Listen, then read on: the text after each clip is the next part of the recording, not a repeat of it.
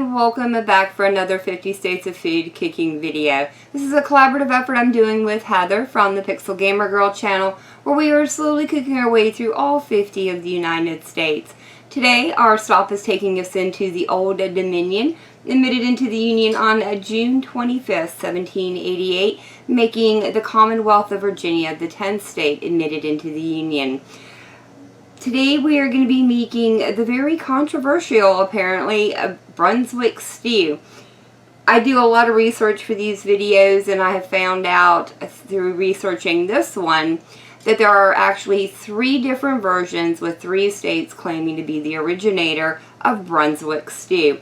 Today we are going to be doing the Virginia style, which does differ quite a bit from the other 2.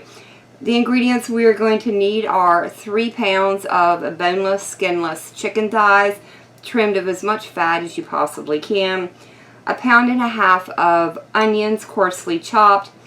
Today I'll be using 4 slices of bacon, but if you can use fatback, that's what's traditionally used in this stew. Unfortunately, I wasn't able to find it. 3 cups of fresh corn, though a 28-ounce can of the shoe peg white corn would work here and actually is traditional. I just couldn't find it.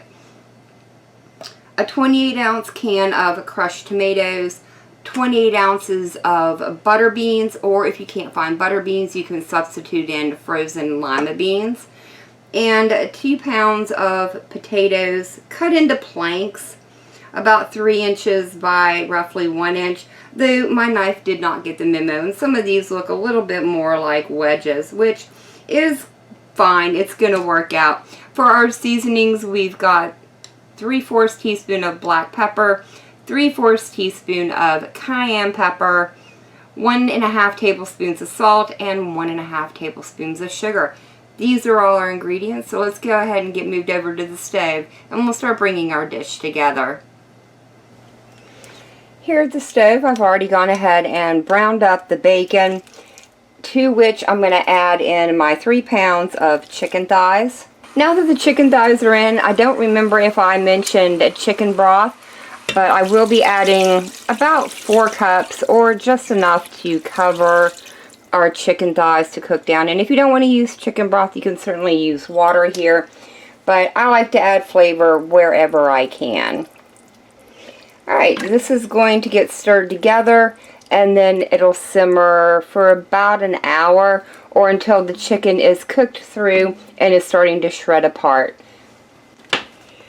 My chicken's been cooking for an hour and it's starting to shred up nicely, so I'm going to go ahead and add in my seasonings along with the onions and potatoes. Now that all those are in, I'm going to cover this back up and allow it to cook for an additional 30 minutes, or until the potatoes are fork tender.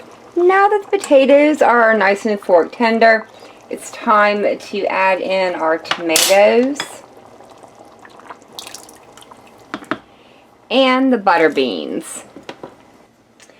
I'm also going to add in my 3 cups of corn and 4 tablespoons of butter that I had forgotten to get out of the refrigerator at the beginning of the video.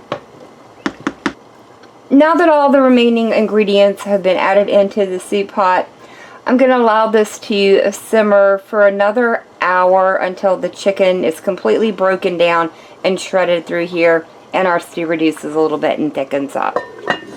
At the beginning of this video, I mentioned that there was a little bit of controversy surrounding the creation of a Brunswick Stew, and that goes to the fact that there are not 1 but 3 states that claim to be the originators: Georgia, Virginia, and North Carolina. Now, I'm not here to say which one is better. I'm just here to try out the one that I made for you today, which of course was the Virginia style. I did stumble across a lot of really cool and interesting facts when I was researching this dish, so if you are really into the lore and the beginnings of certain dishes in our food culture, definitely do a Google search for the origins of Brunswick Stew. But that is not what I'm here for today. I'm here to try this out, so let's go ahead and dig in and see what I think about it. I have to say my house smells absolutely incredible. And this is really hot. This is absolutely incredible. It is rich and thick and hearty and something I would definitely want on a warm and cold winter's night. There's a little bit of kick from the cayenne pepper, which is pleasant. The only thing I would say that needs adjusting is it needs a little bit more salt, but that comes down to personal preference and is easily fixed. But yeah, definitely going to be making this one again.